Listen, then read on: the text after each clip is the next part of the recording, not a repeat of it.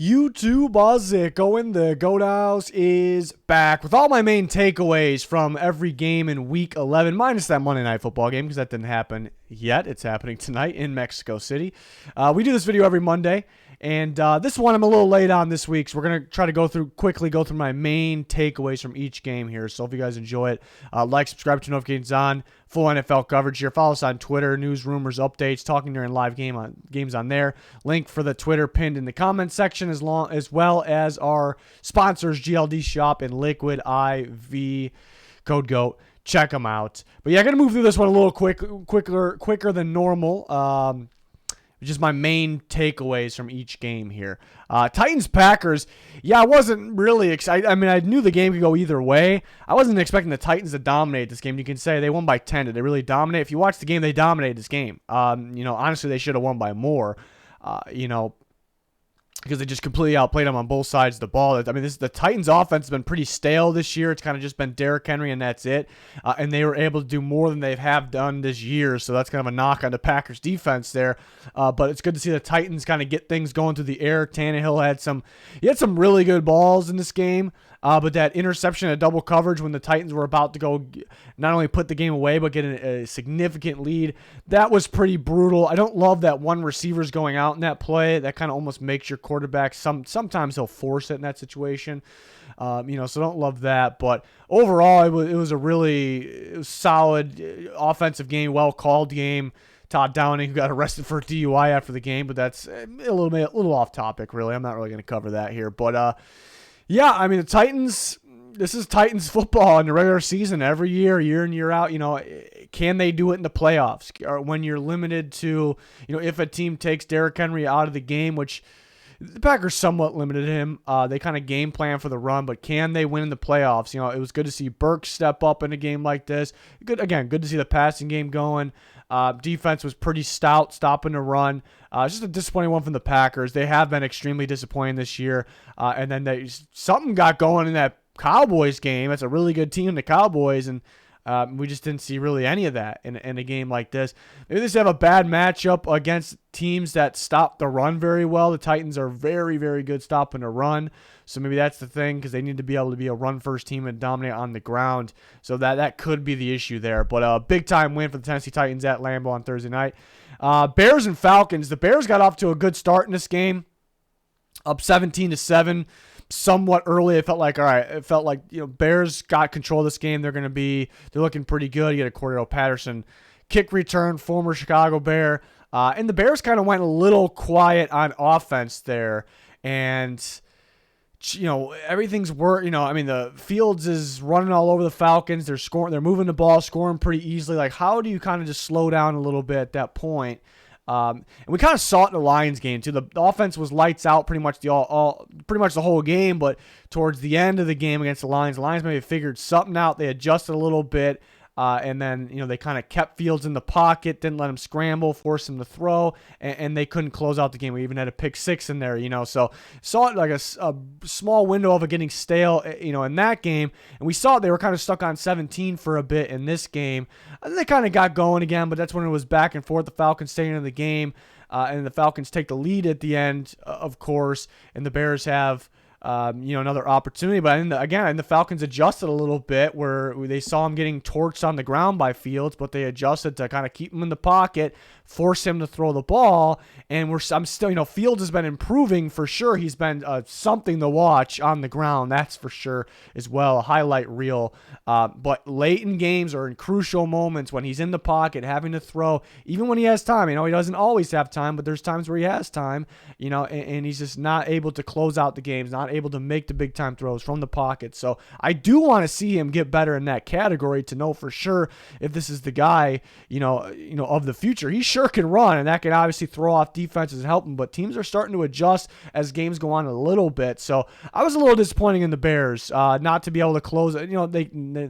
It's kind of consistent right now. They can't close out games, but this is another one they probably should have had, and they couldn't figure it out. Credit to the Falcons for adjusting there on both sides of the ball, getting Mariota going, obviously at the end, and then defensively, of course. So it's a much, much needed win for the Falcons. The Bears, do they need wins right now? Not, you'd like to win, but not necessarily. But it is a little, it's got to hurt a little bit to not be able to close out games because you're looking for the players, the players to be able to do that when you're going forward. So still a lot of question marks everywhere, and that kind of keeps it open that they have needs.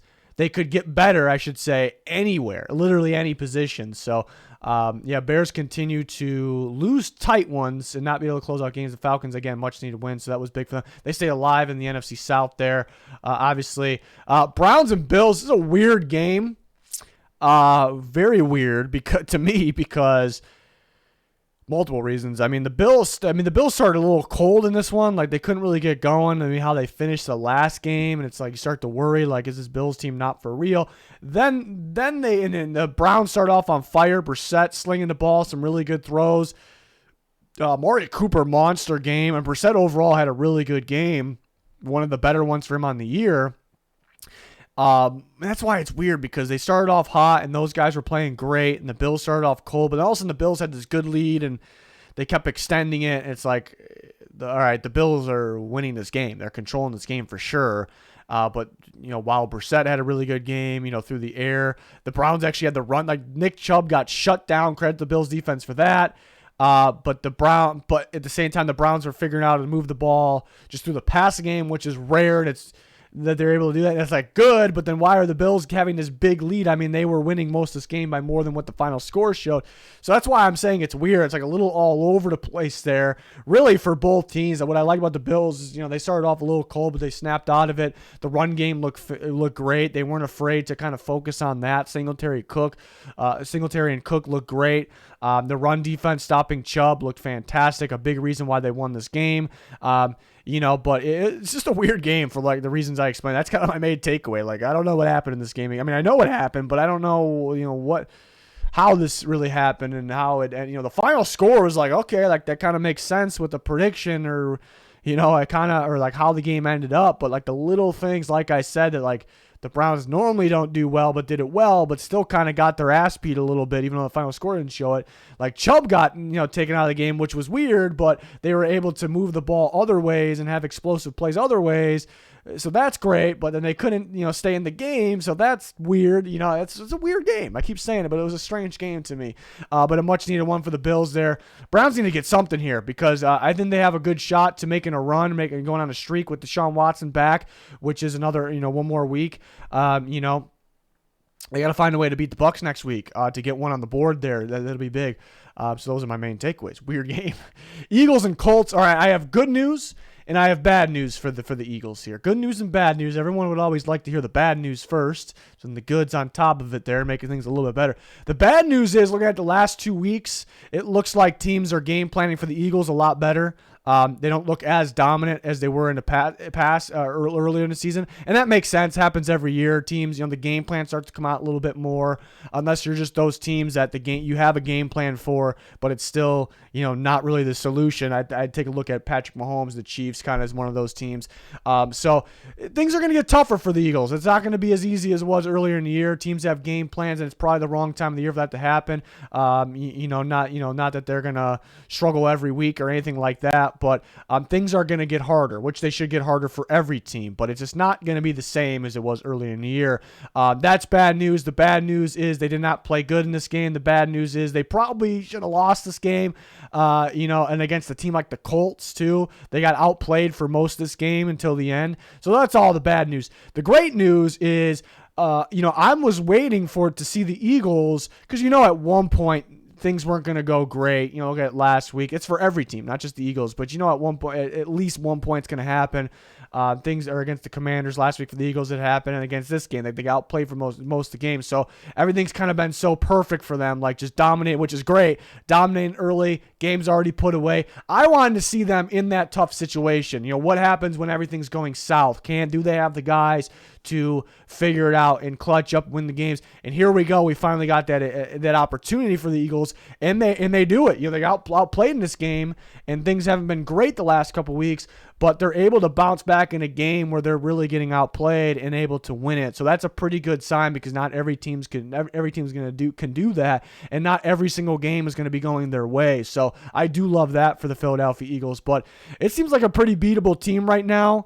But still, it kind of feels like the team we thought they would be. Like, they're going to be a pretty darn good team, but they're not this juggernaut that can't be beat. So that what they look like for most of the season so far. So things kind of coming back down to earth. They're going to miss Goddard for a bit, obviously. Missed him here. But yeah, wild game. They pulled it off in the end. Crucial missed kick. Not at the very end, obviously, but for the Colts, which that would have won them the game, obviously, if they just made that kick. So that was tough, for the Colts, obviously. They were kind of trading turnovers back and forth at one point, but either they outplayed the Eagles for most of this game and they can't find a way to win. So that's tough. It was about to look like Jeff Saturday was about to look like a god for a little bit there, beating the Eagles, outplaying the Eagles. But when you lose games you should win, it kind of does fall back on the coach. So you go from during this game, it's like up here to like really plummeting, dropping down for like the thoughts on, the coaching. Not that this is going to decide his future. It's one game, but I think you should get my point there. So it's one the Colts, man, it's really one they should pull off here. And this would have gave a chance, like winning this game, getting no momentum, just getting the win at this time of the year, but getting the momentum, beating the Eagles, getting the momentum with 2 wins in a row under the new coach. It would have been huge. It would have been huge going forward and kind of staying alive for maybe playing for a lower seed in the AFC, possibly, not like saying they would have got in there. So it's tough to lose this game here, obviously. But yeah, clutch win for the Eagles there. They're pumped after that one, showing they can kind of bounce back when things aren't going their way. Jets and Patriots, pretty damn boring game. It was a lot of defense, but a lot of offense where it was teams are going, man, let's let our other quarterback make that mistake. Let's not be the ones to make that mistake. Let's just run the ball for the most part. I know Mac Jones threw a lot more than Wilson there, but which Mac Jones was pretty efficient, but he was getting rushed a lot. I mean, just really good defense from both sides. They really get after the quarterback. Patriots been insane getting after the quarterback recently, but I did think, and it came down to a punt return in the end for a touchdown, so that's kind of what it came down to. It was feeling like overtime, but I did think the Patriots definitely outplayed the Jets in this one. There was times where, even though the Jets defense was stout, there was times where the Patriots, they kind of moved down the field a bit. They marched down the field, ran a lot of clock, and then either a sack took them out of position to do something, or they missed a field goal. Nick Folk missed 2 field goals, which is weird to see as well. So some points that were kind of left out in the field. I thought Mac Jones played a lot better than Wilson. I just thought the Patriots played a lot better than. It's weird because it was really felt like an overtime game. The Patriots maybe were fortunate to return that punt. Maybe fortunate there wasn't a block in the back. Fortunate it didn't go to overtime. But at the same time, there's a lot of parts throughout the rest of the game, the earlier portion of the game, where the Jets were fortunate. It was 3-3 for most of this game. I know the Patriots outplayed them, but love both defenses. Love me some Ramondre Stevenson. It's good to see Damian Harris getting going again. Matthew John, these guys been on a tear for sure. But yeah, kind of sort of a game we expected. I predicted low scoring. I think the Jets would only score 3, though. I did not think that. Rams and Saints. This was a tough one too, because it was a very entertaining game for a bit, where it was like back and forth, and it was like, man, who's gonna win this game? Like, the Rams are up. I'm liking the Rams. The Saints are up. I'm liking the Saints. Whoever's going to have the ball last is going to win. Usually you say that for like an absolute shootout. Definitely wasn't that. But it kind of felt like that game where it was just back and forth. Who the hell is going to win? It's 50-50. Maybe who has the ball last, who makes that extra play. And it was feeling like that. It was maybe the most entertaining game. And then Stafford goes down. And then you're kind of like, all right. And the Saints get the ball back and they score. And it's like, all right, it's not back and forth anymore. So it was extremely disappointing just as a football fan that Stafford went down, because this was a very exciting game. And you knew the Saints kind of had it at that point. They made big-time plays, obviously, throughout the game. And they took the lead before Stafford got hurt. But obviously, yeah, I like Dalton slinging the ball downfield. He was dropping some good balls down there. Olave just torching Ramsey. Love to see that. Olave's been big. See Jarvis Landry back in the mix, making a contested catch in the end zone. So I love to see all that for sure. And I didn't really. They were trying to force Taysom Hill in there a little early. I didn't really love that. Which at one point it kind of reminded me of a little bit of the Bengals game for the Saints, where they felt like they were outplaying their opponent early, but their opponent could be be better than them, or could outplay them at any point. But it felt like the Saints were kind of outplaying them, getting down the field pretty easily, but then only getting field goals. In a way, it kind of felt like that, where even though, like I said, it was back and forth, and the Rams might have lost at the end of the day because Stafford came out, I did feel like the Saints maybe were, even throughout even the beginning of the game, slightly outplaying them. But, needing to capitalize a little bit more in the red zone, which they did. They made some contested catches there. But early, I think one of the first drives, they had Taysom Hill in there, and they were trying to I guess they're getting creative because Dalton hasn't been great the last few weeks. But I thought he stepped up in a game like this, So see what the Saints are capable of here. They're still alive for the NFC South. Rams, it's just been tough. Offensive line extremely injured. Stafford, and it kind of something that I've been saying that it was kind of a miracle that Stafford stayed fully healthy throughout that entire Super Bowl run last year. That was really my only doubts with them being a Super Bowl team last year, and he stayed healthy. And now you see kind of what has been happening throughout his career. So it's been a tough go for the Rams. I'm curious to see what they do in this offseason, because if they are fully healthy, are they even good enough still? That's kind of the question. They're a lot better, but we'll see.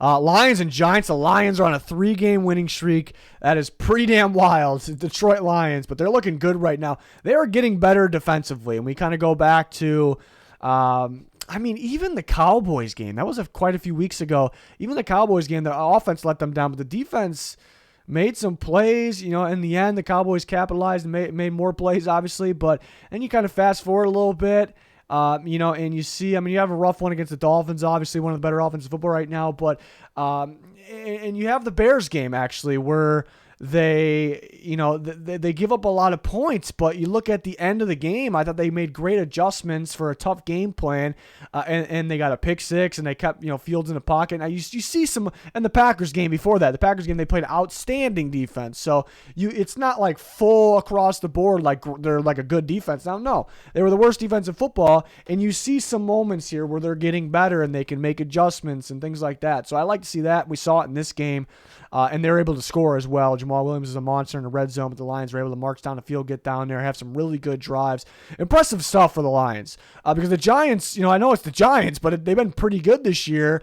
And the Giants are a team that create plays and beat you in clutch ways, and the Lions were just not allowing that. They were the one making clutch plays, but outplaying them at the same point. So impressed with the Lions, and it's crazy. The Lions have the best shot, to be that second team in the NFC North. Could they even catch the Vikings? If the Vikings play like they did this past week, and the Lions, it's going to be very tough. But the Lions continue to play like they have been. They'll play each other again as well. The Giants, it's a tough one. Look at Daniel Jones. He didn't have the best outing, threw the ball to the Lions, obviously too much there. And you say, that hasn't really happened this year. He hasn't thrown an interception in week 3. But if you watch the games, you knew it had to be coming. He had some interceptions taken off, some crucial ones taken off the board, so they kind of got bailed out a bit throughout this year. And he's had some dropped ones too. I look at a game like even going back to like a Panthers game, a bad one. So nothing's really changed since earlier in the year. So Daniel Jones could really hurt you like this as well. But they got pretty beat up throughout this game. They've kind of been beat up. They're really thin on receivers as well. But defense was giving up some big plays. Again, you can run on the Giants, especially in the red zone. They rely on like these super clutch plays, like defense creating some turnovers at some big-time moments, some big-time spots on the field. Saquon Barkley running wild. The Giants rely on too much, and they've done it this year, and it's kind of worked out. So this was a rough one for them at home against the Lions. Very winnable game. So can they turn it around? Can they figure it out? We'll see. So my takeaways for that one. Panthers, Ravens, a pretty boring game. A lot of defense. Panthers played, they lost 13-3. Give them credit for the way they played defense on Lamar Jackson. The Ravens, though, they had a great game plan, obviously. They kind of just stacked the box with let these receivers beat them. And Demarcus Robinson has been the Ravens' best receiver. But, that one guy is just not going to torch them and, put up all these points, obviously. So the Panthers kind of got the right thinking there, and other teams will as well. So that's, Ravens, 1 second you think this could be one of the better teams in football, and 1 second you're like, it's pretty underwhelming. It's kind of back and forth, and they got a winning streak, and now they won this game, but it doesn't really feel like it maybe. It's a little disappointing, a little underwhelming. But they clutched up and they won. I love the way the defense has been playing. It is the Panthers. Baker struggled in this one. It's just weird to see Lamar not be able to run as well as he's had in the past. He's not running as much, probably because he's playing for that contract, or he's trying to stay healthy for that contract maybe. But something doesn't seem right there. and there's just not a whole bunch, consistent going in the passing game. That's the tough part. The Ravens are still a very good team, but will this team be able to get over the hump in the playoffs if they have one way of winning? They have one way of winning. Can you win game after game after game against the best of the best and have everything go your way game after game after game in the playoffs? That's kind of what stopped them short in the past, even though they've been a very, very good team. So it's kind of looking like that same stuff right now. They won and they clutched up. I love the way the defense is playing, but it's a little tough there for the Ravens. But they keep winning. I guess they keep winning, but this is a team that can get over the hump in the playoffs. We'll see. Commanders, Texans. Commanders just continue to where they've been, where they left off, the recent weeks, obviously. Playing phenomenal defense. It showed right off the bat. They get a pick six. Kendall Fuller. They had another incredible pick down the stretch of this game as well. They just did enough offensively. It kind of went how I expected it. I didn't expect the Commanders to do a crazy amount on offense. It just kind of just run the clock, play some defense. Let's get out of here with that win that we're going to get. Be confident about it. I predicted 20-10. It was 23-10 there. So, you can't really start the game with a pick six there if you're Davis Mills. Again, going back, my main takeaway is kind of just Mills every week. It's like he has the flashes, like he's better than expected. He's better than some of those guys in that class, and that's impressive. But in the crucial moments or in the big costly moments or, when you need him the most, he's been letting you down. Letting the Texans down a little bit. So it just kind of puts him in that quarterback conversation there. But the Commanders continue to roll. Wasn't a super flashy game offensively. It was defensively. Don't really need anything more. It's kind of what they needed to get here and do, and they are on a roll. They continue to win. They're going to fight for the playoff spot there. NFC East looking a lot tougher. Raiders and Broncos, a clutch win for the Raiders, 22-16. Big-time game for Jacobs. Carr made some nice throws and a beautiful touchdown pass to Adams earlier in the game, and then sees him wide open in the end of overtime, or in overtime to end the game there. And at the end of the game, before overtime, to get down there and get that field goal. So clutch job by the Raiders, which we kind of been waiting to see, obviously, with the talent they have. So that's kind of what they needed there. But neither of these teams are struggling. Neither team's going to make the playoffs, obviously. So my main takeaway comes from the Broncos. Just like, how could you not find a way to close this game out? What's the issue with the Broncos? They've been playing great defense this year, but you kind of look back at it too. It's like, it's really mainly they just haven't been giving a lot of points. But you look back at it, and the teams see the opponent. They see the Broncos, and it's kind of like, all right, we're gonna beat this team. They're not gonna score a lot much offensively. We're gonna run the ball. We're gonna run the clock. We don't need to go out there and score 30 points to win. Let's just control this game. So I think it is a little misleading. Like, don't get me wrong, the Broncos defense is good, but I think it's a little misleading. I don't think it's nearly as good as maybe the stats show, or and we saw it in the Raiders were kind of just sticking in this game, running Jacobs, running the clock, and then when they absolutely needed to go score, a team that has not been able to score, it's just so easy for them to get down there, get a field goal, go to overtime, and it's just so easy to find a blown coverage and go score. So that kind of shows what I'm talking about there. So basically, again, the defense overall for the Broncos is good. It's not as good as people will say, but basically the Broncos all around are not a good team. Just put everything together, and the offense extremely disappointing. I know they're beat up, and that'll be used as an excuse, but they were very bad before that. They were just as bad before that, so that's not going to fly with me. Coaching's been awful. I don't think it's really been any worse, though, these weeks. I think the earlier weeks were worse with the decision-making and the coaching. Like, sure, will they get rid of Hackett even? Is that even an option? Sure, they can get rid of him, and they'll be a little bit better because of just coaching, but the quarterback play's not there. The running game will be fine with Javonte Williams. Can the offensive line stay healthy? Can they kind of complete it, get that right tackle, get some guys back? Free agents, obviously. They have weapons. Can the weapons stay healthy? Receivers, I should say, or the weapons in general, can they stay healthy? So you still have some big question marks. And defensively, like they'll be solid, but you need to get better at linebacker. You probably need to get another pass rusher. You need to re-sign Draymond Jones. You probably could use another corner. Probably could use a strong safety. Justin Simmons hasn't really been himself. I know he's missed games here and there. So just what the hell is going on right now, and how do we fix it, but also make it to where it's supposed to be, which is from down here all the way up here? That's the tricky part with the Broncos. So I'm disappointed with both these teams, but more so the Broncos here. That's a tough one. Wow, on this one, my ass still hurts from this one. My ass actually hurts, from this pounding here. Cowboys beat the Vikings 43. Was not expecting that. Just a tough one from the Vikings. It didn't need to be as bad as it was. I look at the way they start. They start the third play of the game with a strip sack. That one's on Kirk, held the ball for way too long. Then Darisaw ends up getting knocked out of the game. And then the rest of them were not on Kirk. I mean, he was, like this. Like, talk about less than a second to throw. I've seen something like it, but it just constantly, 7 sacks for the Cowboys. But the way they start for the Vikings, the strip sack and then not running the football. Like, know your opponent, because you can run the Cowboys. It's difficult to pass on them because of that pass rush. You need to run the ball to control the game, control the clock, keep the lead, keep the game close, things like that. And they ran the ball here and there. When they had the opportunities in short yardage, they just refused to do it. Your 3rd and 4s, your 3rd and 3s, your 3rd and 2s, 3rd and 1s, your 4th down, 4th and 1, 4th and 2, insisting on the pass. So they could have got a lot more points up.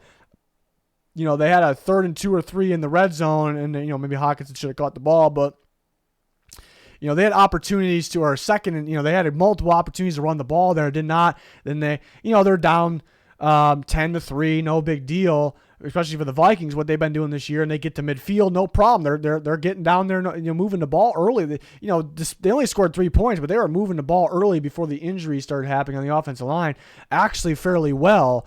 But then they just forgot to run the ball. Like, you get to midfield and it's just short yardage and you're refusing to run the ball in those situations against the opponent that can't stop the run, especially outside. Get the ball outside. I saw a couple early they did that. Pretty good yards for Cook. They had one called back, I believe, or no, they did not. It ended up being called on the Cowboys. But my point is, it's working and you're not really going back to it. So that the game did not need to be where it was. You controlled the clock, stay in this game, but the way it was the Cowboys just completely obliterated them. They outplayed them completely. They had a really good game plan. We've seen plays that we didn't see this year. They even talked about it after the game. They got ready for the Vikings, in a game like this. But Tony Pollard's been fantastic. Dak had a great game. The offensive line bullied the Vikings up front. They won in the trenches. That's an understatement. Both sides of the ball, they dominated in the trenches. So Cowboys kind of back to playing like that. I don't know what happened against the Packers. I don't know what happened, especially a team that's really not playing good football. I guess it's a regular season in the NFL.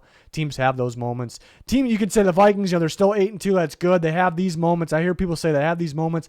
I don't know if the Vikings were known as one of the better teams in football before this week. I don't know if one of the better teams in football I don't see the Chiefs going out here and losing 40-3. I don't see, even though the Eagles aren't playing as good as they were earlier, I don't see them doing that. I don't see, the Vikings just fresh off beating the Bills is an embarrassing loss maybe for the Bills, but they're not going out in here and doing this. So it is just one game. Things happen. The Vikings are still 8-2, but some things will stick with you where it's like, if they're really a dominant team, this wouldn't happen, so that kind of sticks with me a little bit. But if they played again, I'd have to pick the Cowboys, but I don't think it'd be anywhere near this. I think the Vikings realized the way they started this game, we got to run the ball more. I would hope for their sake, but and that would kind of change the game if they could manage the clock possibly.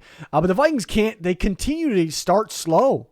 It's really nothing new. They continue to start slow and get down and have to dig in there. They have the talent to be able to come back and win some of these games. But, you're not going to continue to do that, though. So another poor start. It actually wasn't anything new. It just really got them this time, So that's a major, big-time win for the Cowboys. They're impressed. I've been impressed with them all year. I don't know what happened last week, but I've been impressed with them all year. They've been very impressive.